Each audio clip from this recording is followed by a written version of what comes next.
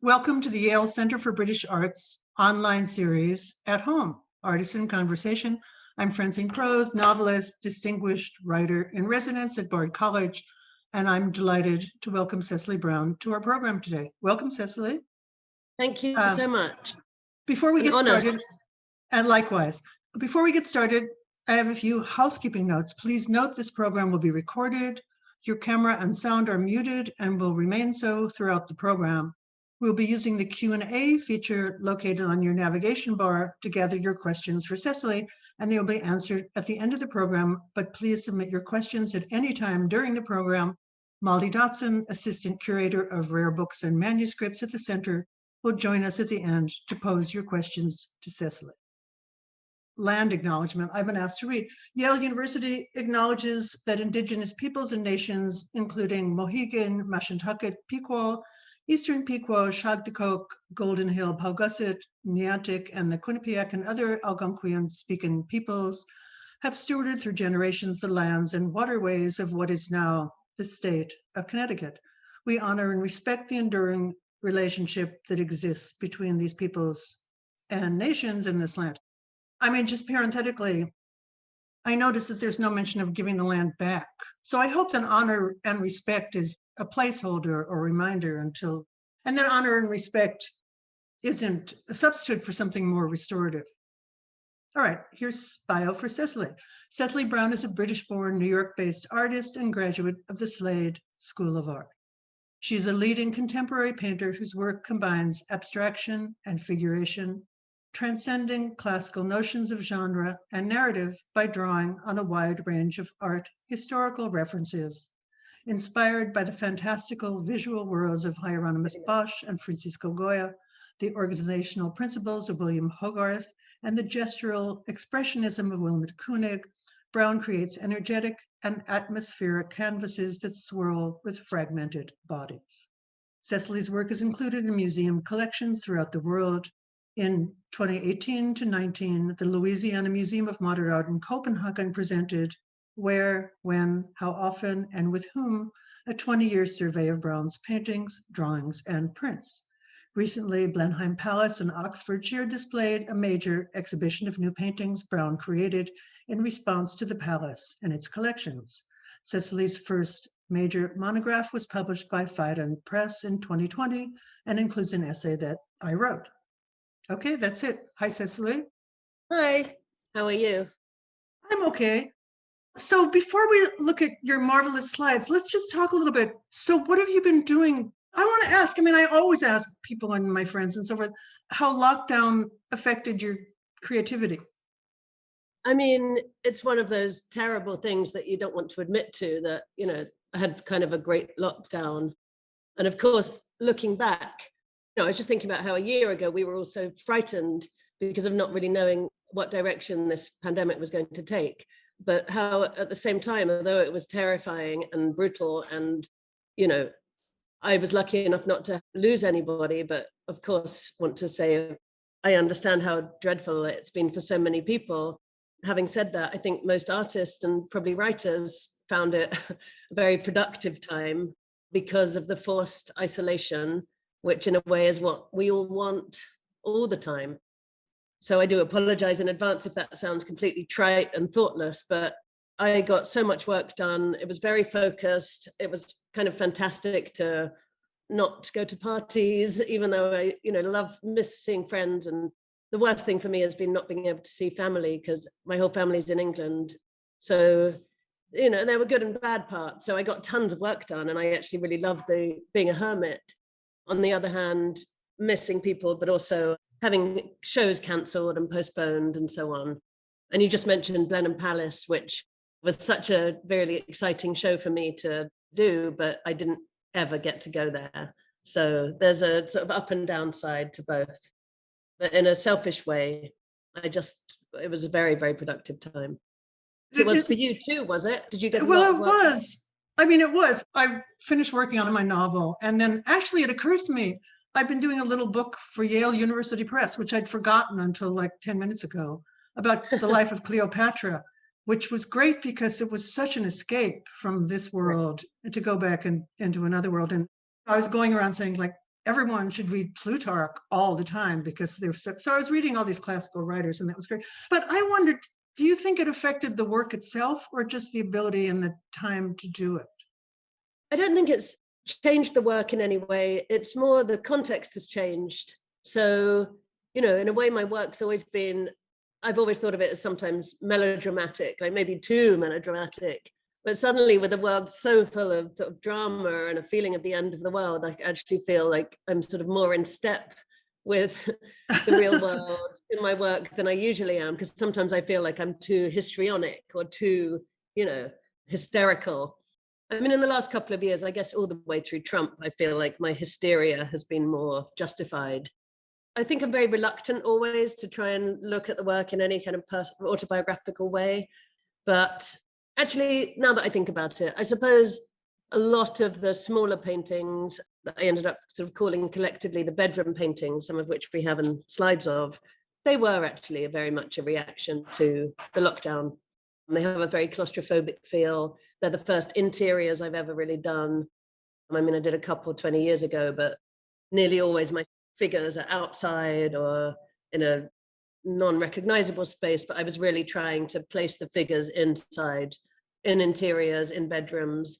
And they became, I didn't really set out for them to be so claustrophobic, but it was a very, very difficult subject for me and an awkward size because I was working smaller than I often do and a sort of medium size. I feel like I go easily from very small to very large, but it was a sort of easel size. And these paintings were a huge struggle. So having said that, I had this wonderful time painting, but they were difficult paintings. And it sounds so dumb, but a lot of it is just to do with painting straight lines, which I just never normally do. So just trying to put these figures in a room. And I think that sense of, they do feel kind of like locked down figures. And a lot of them started, we'll see them, there's one called Selfie that, you know, sort of thinking of someone alone, isolated in a room, but on their phone and maybe having a remote love affair or something. So there became a sense of autoerotism as well, I think. But, you know, those also fit in with my painting as a whole to have a figure. I mean, so I feel like it takes a while to tell how your work changed through any given period. It does. So I may well. I mean, although I became very aware of how dependent for fiction, of how dependent I was on kind of chance things I overheard or saw in the street or, you know, saw on the subway, and that they would filter into and somehow, I mean, it was great being in, here I am saying it, great being in isolation in certain ways, because as you say, of the time and the privacy.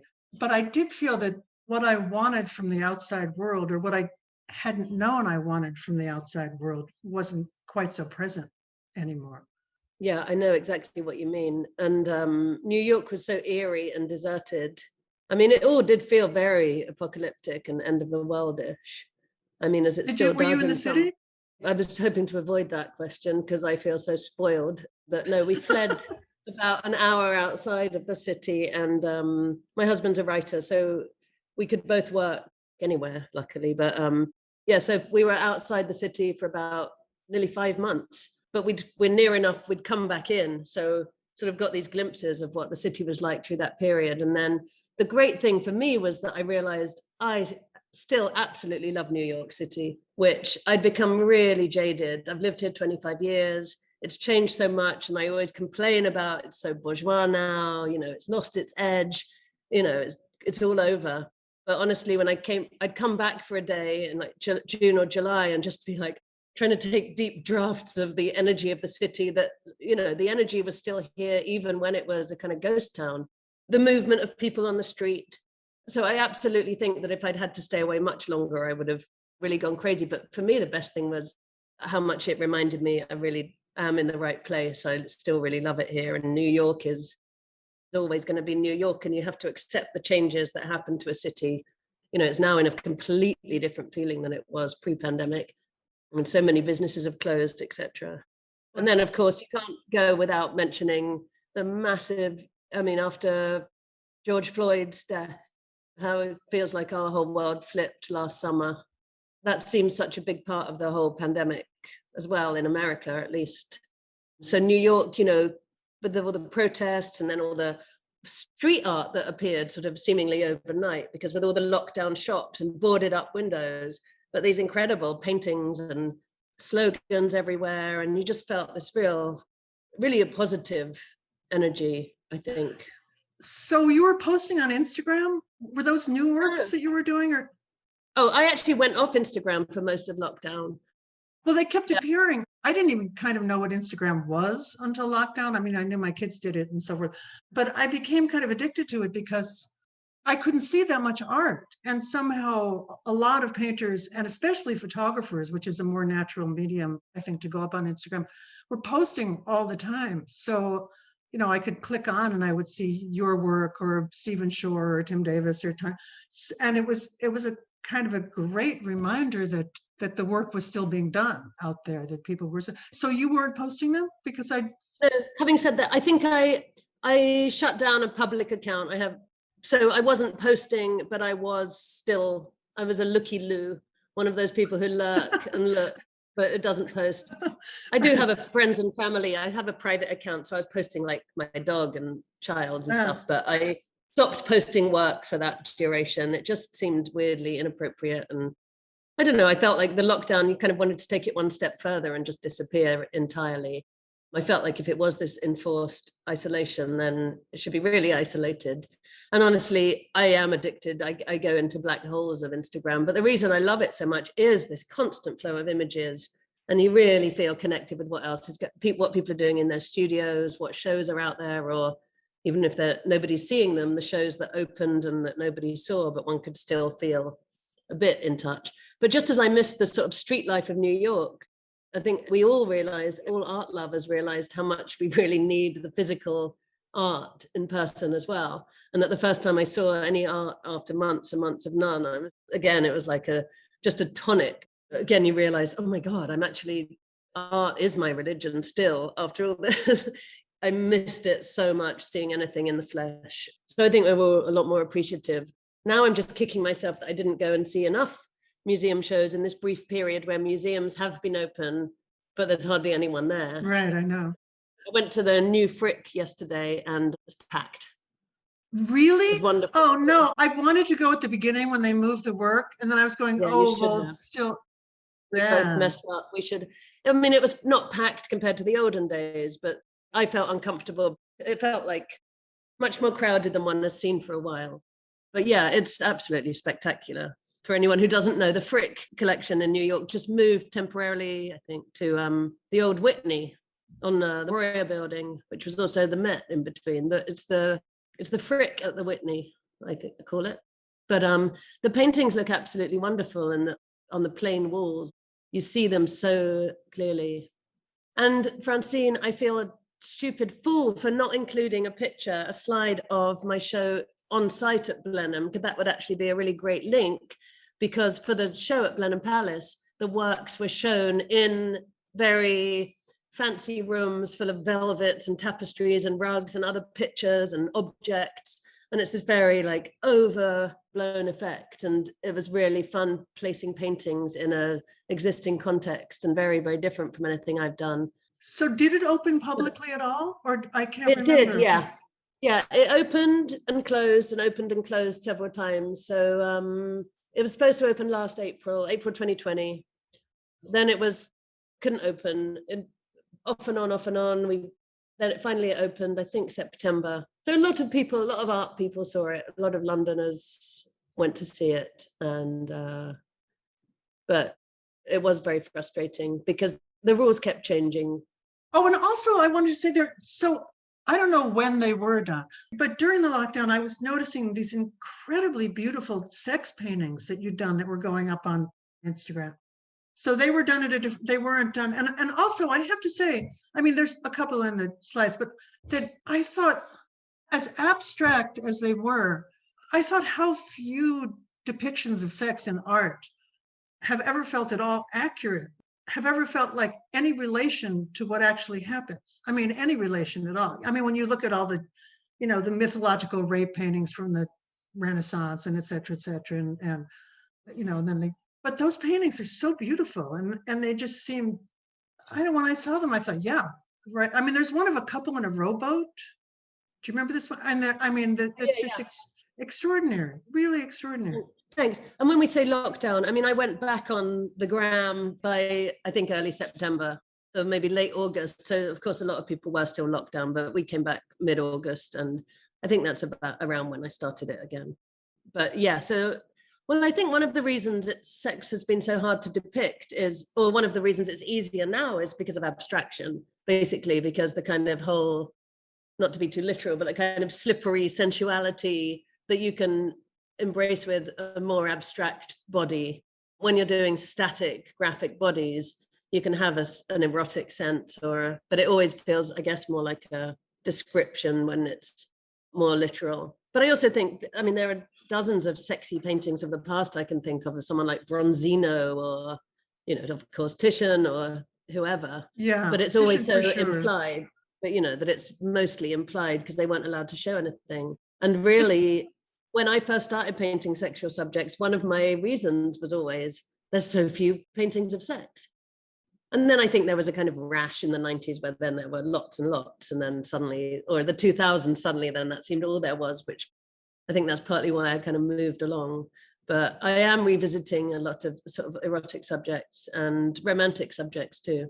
And I think romance has been like being in the Frick, looking at the Fragonards yesterday. So there's hinted sex, but it's so over the top romantic there. Right, feel the like Fragonards are romantic, and then the Titians and so forth. They pick the most dramatic. I mean, it's like the dramatic moment becomes the subject of the painting.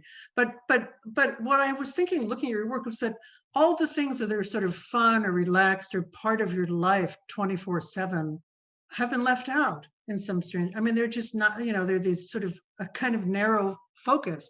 And the work you were doing was like, I went, oh yeah, why have I not seen that on the canvas before? Although I do have to say, speaking of paint, your work really made me miss seeing art in person. I mean, the paint just doesn't work on a screen. We're going to be looking at slides, but the richness and the texture of the paint is so powerful, and one wants to see it. And the paintings made during lockdown became much more impasto for me than usual, and there's thicker paint and there's more paint, and I think that's partly in revolt against the Instagrammable image, because I do post images a lot and they look a certain way, but they do look completely different in real life. I always think it's really funny when other people post my work and I can tell that they added a filter because I'm tempted to, because actually there's a couple of filters that make it look way better, and I've tried to think, why can't I just paint as if how they look with that filter on? But it's hilarious when you see and you're like, well, I guess it looked better with the filter. But I don't do it because I feel like it's a lie, and I don't want. The worst thing would be if people were disappointed in real life. You really don't want to see something on a phone and think it's terrific, and then you're disappointed in real life. So my paintings are actually getting much more gnarly and physical recently, which might be partly to do with that, wanting something more that you have to see in reality. The filter is kind of irresistible when you're not taking pictures of art. I mean, it's like, as every 13-year-old knows, like I can make my backyard look like something in outer space, just by pressing this, or a 19th century postcard or something. Right. So before we look at the slides, I just want to, so what was the first art experience you had when you went back to looking at real paintings? Do you remember? Oh, it was actually a little museum. Is it called the La Magazzino Center? It's for Italian art, mostly Arte Povera. It's actually upstate somewhere. It's like halfway to Hudson, or almost at Hudson, I think, like near Cold Springs or something. I don't remember exactly. Magazzino, I think it's called. Italian. How could I not know about this? I live upstate. You will. It's just horribly mispronouncing it or something. I would Google it, but I don't want to get distracted. I'll do it later, and so should everyone else. But the funny thing is, not all the art was that great, but I was just like drinking it all in, spending way longer looking at it than I probably would have otherwise. And it just was so moving to be back among art objects and to just stand still and look at something outside of oneself, or outside of the dishwasher or the child's Zoom compute, whatever, but yeah, to have something outside of oneself and like just let it do its work. Yeah, no, when I went back to the Met, I was thrilled by things that I've been over for decades. The medieval armor, like seriously? Right. And I was just like, whoa, it's so beautiful. So, exactly. Okay, so let's look. Like Yeah, Yeah, it was go like ahead. a Wizard of Oz effect. It was like going from black and white to color again to be back. The Met was actually the second thing I went to see, and I had the same reaction.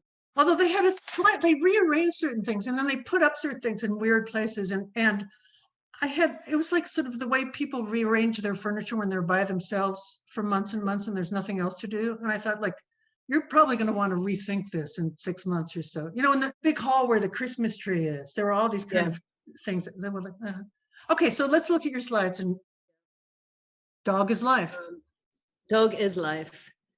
I nearly always take my titles from existing things in the world. I've always done it so Dog is Life comes from a song by the English band The Fall, F-A-L-L, but the song is irrelevant, really. It's just a great title.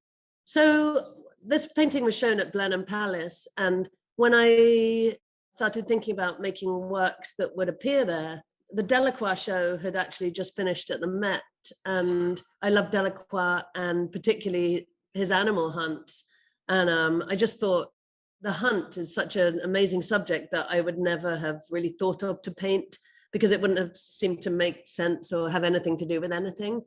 But I just thought at Blenheim Palace and the English countryside where there is still hunting, and, you know, I wanted to be talking about class and class war and the violence of a place like Blenheim, which is history. Winston Churchill was born there, and it's so steeped in stories of battle and war. And in a way, it's a sort of gory, celebrates it in lots of ways. There are little lead soldiers in displays and things. So I started making these hunt paintings that were originated kind of based on paintings by Frans Snyders, the Flemish 17th century Flemish painter. And this was one of the first. But the hunt, for me, I'm still kind of painting them now. They're just one of those subjects that's got everything that you kind of feel like painting is designed for. A lot of movement, life and death, you know, those kind of things. Class. If you're still doing them, did we talk about Molly Keane's novels? Did we talk about them? Molly Keane was, I mean, she's my I just wrote a piece about her, but she was an Anglo-Irish writer who wrote during the 30s and 40s and then stopped for 20 years and then had a huge success in the 80s and wrote till she was quite old. Her best book is called Good Behavior, but they're all about these Anglo-Irish great homes, you know, people who lived in the great homes in Anglo-Irish. And the hunt, that is their entire lives. It is the most important thing in everyone's lives, and everything. Marriages are made, courtships begin, children are horribly mistreated by their parents, and it's all in the context of the hunt. You know, it's so central to who they are, to their identity. And of course, when there were the Troubles in Ireland, part of the reason that the Irish were so resentful of the Anglo-Irish was this feeling that all they have to do is go out and hunt. But I thought about your work all the time when I was reading these books, because it's front and center to that life. Well, as soon as you said Good Behavior, I feel like I probably did read it when I was very young, because my mum's a writer and we had so many books in the house. I'm sure if my mum's listening, she's shaking her head saying, of course you've read it. I will definitely go back, but it does ring a bell many years ago. But yeah, it sounds... Well, you'd remember because it's the book where the heroine, the 57-year-old heroine, poisons her mother with rabbit, which her mother hates and despises, by serving her rabbit for that's on like the second page of the book. Not a spoiler. Really stands up my street. Because the other thing about doing these hunts was the rabbits, because my earliest paintings were of rabbits. You know, there's actually a sort of running thread of rabbits or bunnies through my work from the late 90s till now. And you wrote, Francine, very beautifully about my paradise paintings. So, you know, I've always wanted to have animals in paintings. Like, how do you include... I would love to paint animals, but how there has to be a reason for me to paint something. But in a way, they speak to the paradise paintings in that they've still got that same kind of slippage of you seeing an animal. Like here, you see the main upside down dog, but that the others do sort of come in and out of figuration. And you have a couple of legs, and then with the others, you can just have a sort of rhyming form, and you actually only need to depict a couple of things more clearly. And then your brain does the rest for you. Right, right. That's so interesting, the way your brain does fill in the... If you actually hide the dog's head at the bottom, I mean, then you stop reading all of it as dogs, really. I mean, some people might not be reading it as dogs, but I never really know how other people are reading the image. And as you say, it's hard on a screen anyway. But in person, you always feel this presence of far more humans and animals than you would ever get from a flat image, because as well, over time, you see there's more and more creatures usually sort of teeming. Well, also because there's so much motion on the canvas. I mean, I was noticing that when I was reading the list of Bosch and Goya and so forth, and I was thinking, oh yeah, one of the things they have in common, and with your work too, is that just feeling of everything being in motion all the time, which is not, you have a beautiful still life and it's beautiful in its own way, but it's not the same. You don't feel that somehow action has been, I don't know what, the essence of action has been captured and put into 2 dimension. Which is what painting is best at. Next slide. Should we go on? Yeah. Okay. The Hound with the horse's hooves. So Blenheim was weird for me in that I actually made works responding, as it were, to, I've never really done that before, but not responding to existing works, but just I visited the house a couple of times and just looking at a lot of the stuff in there and took tons of photos that I just then had lying around. But so this isn't after any particular painting, but it does relate to some tapestries that are there of battles. It started as a sort of a stag hunt. You can kind of almost see a stag head and antlers in the middle, but he almost turns into a tree. I mean, all of these, they became very almost episodes from Metamorphosis in that it's a stag, but it's a tree, it's a dog, but it's turning into I was thinking of the death of Actaeon, who gets eaten by his own hounds, and Soutine, and that sense of something being sort of torn apart, that the painting, but it's not, again, depicting an animal tearing another animal apart, but just the whole thing ends up having a sense of being torn open or, excavated. But again, with these, the reason I said yes to Blenheim was because I felt it struck so many chords with things that I'd already dealt with in my work, like the bucolic horrors on a bucolic day, dichotomy of evil and heaven in one place, or the beauty of the gardens, but then the brutality of nature, and even without us interfering, just like nature does to itself. I mean, that was, when you live outside the city, in the country, you see much more like how nature every day is sort of strangling itself, destroying it. It's like a battle out there in the garden as well. So, whereas Blenheim has these very ordered, very manicured gardens, but then sort of goes further out to these woods, and something very similar to the landscape where I grew up. And landscape's often been a big part of my work. And I think it's always been about the English landscape, in fact, and about a sort of longing for a childhood, idealization. Wait, I'm going to stop or I'm going to start crying. No, literally, like, my husband teases me that I'll watch anything. I've become like this horrible Anglo person, being so long away. Like, I'll watch anything English just because I want to catch a glimpse of the landscape. And I'll be like, look at the grass, it's so green. I watch a great many British detective procedurals, and I've noticed they never run out of beautiful houses in the UK. Never. There's always a new beautiful house that you have, like upper middle class house, not Downton Abbey or anything, but just gorgeous, like gorgeous. And the dog which is clearer in the bottom right corner, this one isn't actually a spaniel. He's this kind of revolting flesh color, as if he's been skinned. But there was a spaniel, there's this Blenheim spaniel that appears in a Reynolds painting at Blenheim. And I started using this spaniel in a lot of the work that I made for there.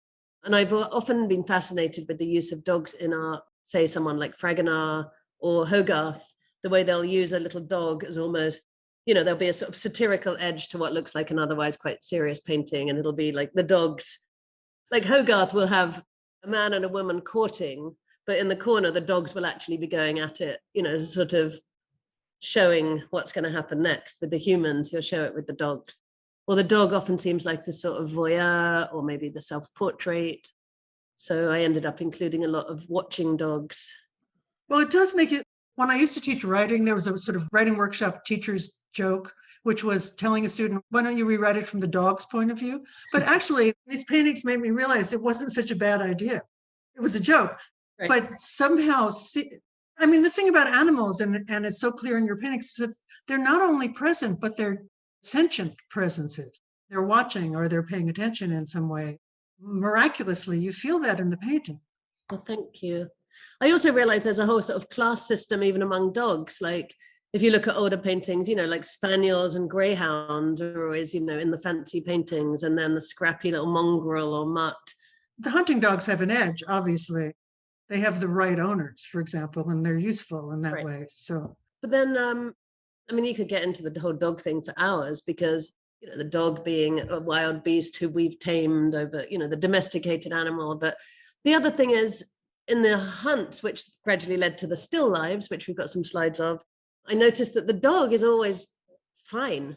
It's always the other animals that are being massacred, and the dog nearly always remains unscathed, which I thought was interesting. And even in the big still lives of Franz Snyder's, which the hunts led me to look at, you have these great carcasses of every other animal you can think of, and then there's a dog alive, a dog feeding her puppies at the front of the scene, like completely, like they're in another, because of us humans deciding that they're more important, I suppose.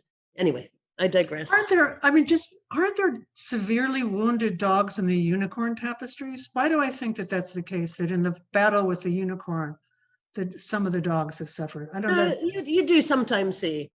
And in Dog is Life, the dog is definitely injured. Say there's a whole pack of dogs and one stag. There's usually only one dog who's getting trampled or whatever. And they don't come off nearly as badly as the other animals. I love dogs. I have a dog. I don't want them to get that. But I know you want to protect them. Okay, we should look at the next slide. Yeah. So people... And this is another hunt with Nature Mort and Blenheim Spaniel. I just thought Nature Mort, it sounds so much better in French, like most things, but certainly for still life, because dead nature says it so much better, which is really what these are. So this is the first one where the hunt actually kind of starts morphing into, it's half hunt and half still life. So you've almost got before and after in the same spot. And there's the spaniel in the corner, who also acts just as a sort of pictorial device of weighing the painting down in that area. What was it like seeing your paintings in Blenheim Palace? I never saw them. You never saw them? No, that was the tragedy. Oh, no. Because the rules kept changing whenever I was about to go. But I've got the catalogue, and I feel like I've seen them in a way, because I spent a lot of time in the palace before, and I've seen videos and pictures. And so I'm just trying to kind of kid myself that I did see it, and just make do with the fact that the walkthroughs and so on that are online do give a good sense of what it's like. I'll always regret just not jumping on the plane the minute it opened. Yeah. So given the limitations of seeing walkthroughs and so forth, what was it like?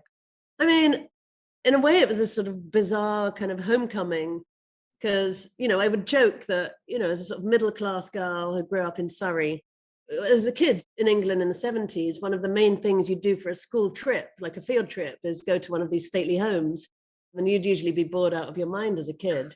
The gardens were always fun. But so someone like me would never really, I sort of took the idea of being invited into somewhere so grand in a way that I'm only invited as an artist. Like I wouldn't have been invited as a person, or say in the olden days, you kind of think if you're English, where exactly am I? Would I have been the housemaid or like the lady's maid? Or would I have been one of those families that was small but did have like a cook? So, that sort of thing. I don't think I was quite tweeny, but I certainly wouldn't have been the lady of the house. But to sort of play with that idea of infiltrating this grand palace in a way that, but through art, I think. So it was very exciting to see my work beside the existing, it's Van Dyck and Reynolds or Van Dyck, I never know, and Reynolds and these tapestries and everything else. And the curators, we worked really closely installing it and made all sorts of sort of witty moments of a painting of one of the Duchess looking down on one of my small paintings. And there were lots of really great little moments of a painting reflected in a mirror. So I deeply regret that I didn't see it. But the great experience was really infiltrating this palace and England. And also it was right in the middle of Brexit mess, disaster. Right. So it felt very much like a really brutal and broken moment for England also, or Britain, which again, I feel my work sort of embraces conflict and fragmentation and brokenness. So I was thinking a lot about England itself and Britain being so far away, the sort of idealized way that I look at England, having not lived there for nearly 30 years, and that I almost have become an American tourist of that thing of like, oh, it's so green, or it's so old, whatever. And then it almost becomes like this self thing of like, well, am I English? Am I American? What's my story? Where do I stand in relation to all this? And I think my sort of longing for England is actually a complete fantasy, because it doesn't exist, the England that I fantasize about. I was thinking about art as a way into the palace. And I was thinking, well, there's a long tradition of that. But then it occurred to me that it's such an automatic way into the palace for women artists. I mean, you can think of very few women artists who had royal patrons in the way that traditionally male artists has. So, yeah. Should we flip through a few more pictures? I know we're about to open up to questions. So just to jump a second, this is another hunt. Let's move on to the still. Okay, Triumph of Death. This was a huge 4-panel painting, but this was painted before COVID, thank God, because it's about a plague. And I would never have been so insensitive as to show something about a plague called the Triumph of Death if I'd known that we'd have our own plague. But let's move on quickly, just to see a couple of the still lives, please. And that's the Triumph of Life, which is only half the size. And then the next. Okay, so this is this huge still life after Snyder's that came. This was really like the next thing after the hunts. And the last one we looked at, the Hump in Natchamore, was really the predecessor to this. This sort of sense of death, sort of glorious death, and the kind of excess and the excuse to just use a lot of red. And we can keep going. And this is almost like the couple on the banquet table. This is sort of half. So when I say I'm still painting hunts, at the moment, I feel like there are shipwrecks, there are hunts, they're in a garden. Like some of my paintings are becoming like 10 subjects at once, the more abstract ones. And you feel like it's part shipwreck, part hunt, part figures. And then next, please. So this is Selfie. So this is really typical of, if there are any lockdown paintings that I would always think of as, look, these are them. You can't really make out the figure, I don't think, but also I think it draws on a part of the past that I've never, much as I've looked at, have never really spoken to in my work, like say Matisse, Manet, Bonnard, that kind of thing. Molly, do we need to open up to questions? I think it would be a great idea to transition now. There are so many questions from audience members having to do with your process and the practice of painting. And so if you wouldn't mind, I'll try to hit a few of the topics that have come up in the Q&A. There's an interest in the relationship between drawing and painting in your works. And another question asking about your art education and how important or not the study of anatomy and figure drawing has been to your practice. So maybe we could start there. Yeah, well, those two sort of collide nicely because I did do a ton of figure drawing when I was young. So I always wanted to be an artist, more or less. And the system in England was great, which meant I could leave high school basically at 16 and go to art school. And all I really wanted to do was draw the figure. But long story short, that kind of art school didn't actually mean I was qualified enough to get into a degree course. So then I had a couple of years of not getting into a degree course after my first. It's like a general diploma in art and design. It's kind of like a foundation course, similar. But because I'd left high school so early, I didn't actually have the right qualifications to then go on to higher. So then I spent a couple of years just basically painting and drawing on my own. And then I met an amazing painter, Maggie Hambling, who's a British painter, who had a life drawing class in like an adult education centre near where I lived in South London. So I started going to Maggie's classes once a week. And that was probably the most important thing that ever happened for a young artist. First of all, she was the first real artist I'd met, and to see someone who lived the life of an artist. I mean, I'd had members of the family who weren't full-time artists, but Maggie was an actual painter who did it all the time. So I went to Maggie's life drawing classes, and I learned up the most from there. And then eventually I got into the Slade School in London after 3 years out, I think. During that time, I painted all the time. And that's what got me into the Slade eventually I still didn't have the right qualifications, but I had a massive portfolio. And then at the Slade, at first, I would draw from life nonstop. I mean, it's kind of old school, but I definitely came from the idea that, especially when you're young, you have to draw the model all the time. But we do really, at the Slade, they still had a life drawing room where there was a model every single day, which was one of the last London art schools to have that. And it was this fantastic because you could always go in there and you could have the model do short poses. I'd never do really long, but we'd do tons of short poses. Once we had the model on a swing and we'd draw that, and you'd just get like a massive pile of newsprint and draw in charcoal and not even really look at the drawings. So I guess I've always been interested in the figure in motion. And I've felt for many years that I should have kept up life drawing, but I'm either too lazy or I don't want to model in here. So in a way, I've replaced that with copying. Anyone who knows my drawings knows that nearly everything I draw is copied from an outside source, whether a photograph or another painting by somebody else. And the reason I do that, it does feel to me a lot like life drawing. It's not as hard because nothing's as hard as life drawing, but in terms of just keeping your eye and hand and brain very on the ball. Because when I copy, say, a Hogarth or a Géricault, I'm copying an incredibly complex image. And I'm very strict with myself about whether things are in the right place. So it's not just about copying it to get a sense of it, but it's actually really studying it and learning how to draw through looking at their relationships between things. But it's just really good to keep your eye. I'm absolutely religious about drawing and how important it is. Anatomy, we had to do, in England, you get off so light compared to students in American schools, because first of all, it was all painting, nothing written. And then the anatomy, I think I only had to do for about 6 months. And I did have to pass an exam, but it was mostly, I didn't like going to see the cadavers. I went only twice, I think, and the rest. Can I ask, could we look at one more slide that I want to just hear about? And it's the I want a room with a view slide. Could we just look at that? And I just want to hear you talk about it, because when I looked at it, I thought, how does she know? And then it was well, it's funny because it's much harder to read on but I mean, it's just seemed to me to have this whole narrative in it, kind of in that room and that bed and so forth. And could you talk about it for like a few seconds? Well, this is one of the ones I started later on last summer, I think, having done the ones like Selfie and the much more really congested, the ones that got really tight and kind of almost folded in on themselves. So I think by having done all those, first of all, I always sort of try and do something different in relation to the last painting or last body of work. So I think I just really needed to do something really loose and open.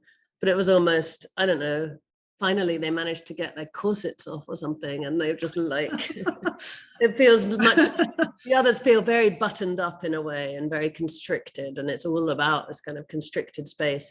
And this, I mean, you still have the tiny bit of structure of the window on the left and at the top, but you sort of, I feel like this was actually a really fast painting, and the others had been painfully slow. So, I mean, the fast ones usually turn out to be the best ones in terms of movement and like fluidity.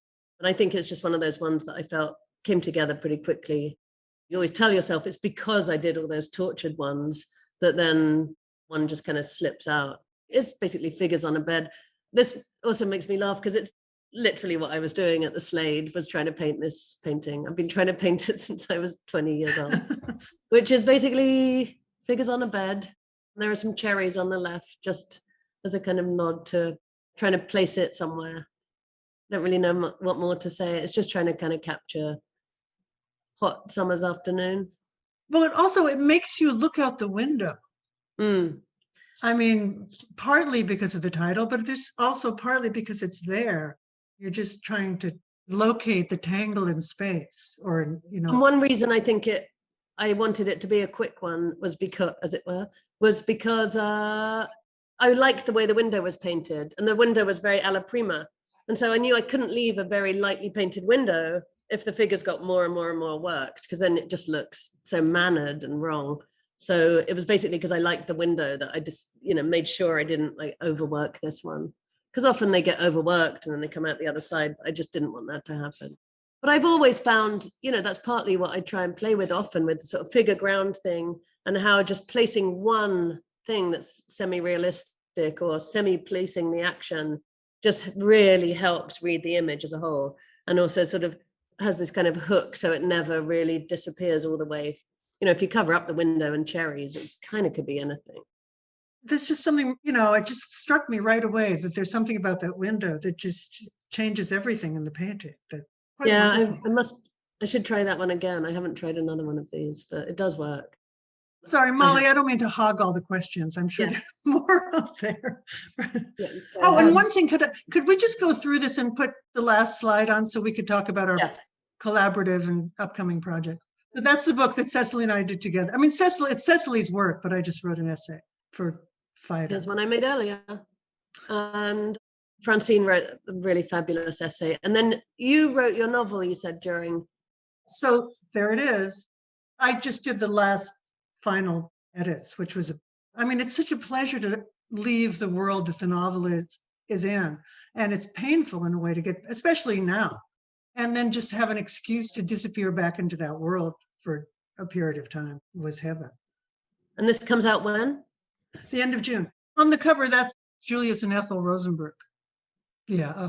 Right. But, you know, it's a comic novel about the Rose. In one sentence, kid goes to work in publishing in 1954, and the first book waspy old school publisher, the first book he's given to edit is a lurid, sleazy bestseller based on the Rosenberg case. But of course, you know, it becomes about the cultural Cold War, you know, the 50s, McCarthy, the CIA. So strange book, fun to write. So do we have more time for questions for Cecily? We have a few more minutes. A few more minutes. There are another couple of elements related to your practice of painting that audience members are really interested in is your relationship and approach to color, and whether you have a scheme to begin with or if it develops over time. And we've also had a question about scale. If you could speak more about the size of your canvases. Well, I always just try and keep myself sort of on my toes. So that's one reason I change not just the size all the time, but the proportions of the canvases and the dimensions. So I try not to, I've always had an allergy to having shows or showing work with like 10 paintings the same size. I just really find it stretches me, and I use my body differently and get different marks if I constantly change the scale and size. I mean, it's quite simple, really. If I feel very energetic, I'm more likely to work on something huge. If I'm feeling exhausted, because the very smallest ones I do sitting down, which is quite recent. I used to think you should never paint sitting down, but so a lot of it is just to do with, I also said to a friend the other day, he's like, don't you ever get bored? And I said, well, that's why I do so many different things. So if I don't feel like painting, I can just go and do watercolors or a pastel. And luckily I've got enough space that I can have, you know, 3 or 4 different mediums going on in the same space, but also many, many paintings. I mean, if I show you my studio, there's a lot of different sizes, different scales, and color. I mean, it's basically like, oh, I've been using so much blue, I think I want to use some red for a while. It can be subject driven. Like obviously when I was painting a lot of shipwrecks and sirens, there was tons of green and blue because it was sort of oceanic. The still lives, the palette very much came from Fran Snyder's with these bright red tablecloths. I mean, it was really the red tablecloth that drew me so much to the works, and the way that the red going all the way across. I had all these printouts of Snyder's work of the still lives. I made this all with all these different Xeroxes going all the way along my studio floor of this massive endless still life of joining them all up, and this red band across the whole thing. I just thought it was going to make such a strong painting. So I actually want to do another one of those. But yeah, the color, I try and sort of limit the palette somewhat because I'll otherwise end up including every color, but it really changes from one work to another. There's often like a few weeks of one sort of palette and then it will shift. But again, it's like that thing of sort of wanting to contradict whatever it is you just did. I think we have time for one more, maybe. There's a question, someone's asking, looking back at your career now, what advice would you have for women in the art world today? Well, it wouldn't just be for women, it would be for all artists. Work your ass off. What's the old thing they used to say? 99% perspiration, 1% inspiration. You just have to really work as hard as you possibly can at your work. And if you end up having shows and exhibiting, keep your own work. Don't give it all away. Don't sell everything. Even if people want it, always save things for yourself. But be open to criticism, but also have confidence in your own voice. but don't expect to find your voice too early. Try everything and copy other people. And when you go to an art museum, I always feel like I'm looking almost as a scholar, like, how did he do that? Like, whether it's the sleeve of a Holbein velvet or Picasso or Mary Weatherford, just always look and look and look as much as you can at absolutely everything and draw.